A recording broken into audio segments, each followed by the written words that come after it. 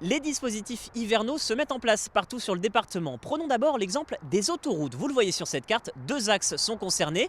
Ils sont gérés par la société ASF. Le but du jeu, c'est tout simplement que pendant 4 mois, jusqu'au mois de mars, eh bien, s'il y a besoin d'intervenir, on utilise l'un des 120 salariés ou les 60 camions, bien sûr, assortis pour pouvoir passer la saleuse. D'abord d'une manière anticipée, si la météo prévoit un mauvais temps, on peut le faire en amont.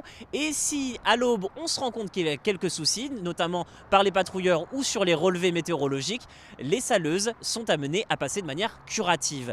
Vient ensuite les services départementaux. Vous le voyez derrière moi, c'est la route départementale 160, l'axe le plus privilégié par les automobilistes, et c'est donc le niveau de priorité numéro 1 pour le département.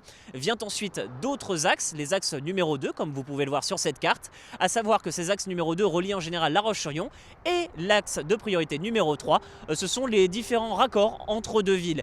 À chaque fois, on estime avec des patrouilleurs chaque matin s'il faut intervenir en priorité sur l'axe numéro 1, et puis en fonction bien sûr des relevés météorologiques, on peut intervenir sur d'autres axes. C'est bien sûr la météo qui dicte un petit peu la loi des saleuses, à savoir qu'il y en a 20 répartis sur l'ensemble des sites départementaux, ce qui permet d'intervenir de manière efficace, et si la météo n'est pas clémente, eh bien on peut le faire très vite. Pour les petites villes, puisque c'est aussi le cas, petites ou grandes villes d'ailleurs, puisqu'on va prendre l'exemple des herbiers, aux herbiers, il y a aussi un patrouilleur.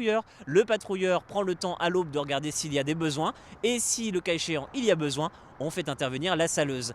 Pour d'autres villes comme Chantonnay, comme Chaland ou encore La Roche-sur-Yon bien sûr, là aussi on prend le temps de regarder les données météorologiques et si besoin est, on sale. Où ça me direz-vous? Bien tout simplement d'abord les centres-villes en priorité et ensuite s'il y a besoin les écoles et dans un troisième temps, le cas échéant, les centres hospitaliers. Voilà ce qu'on pouvait dire. Bien sûr, la première chose à faire c'est de lever le pied s'il y a un souci.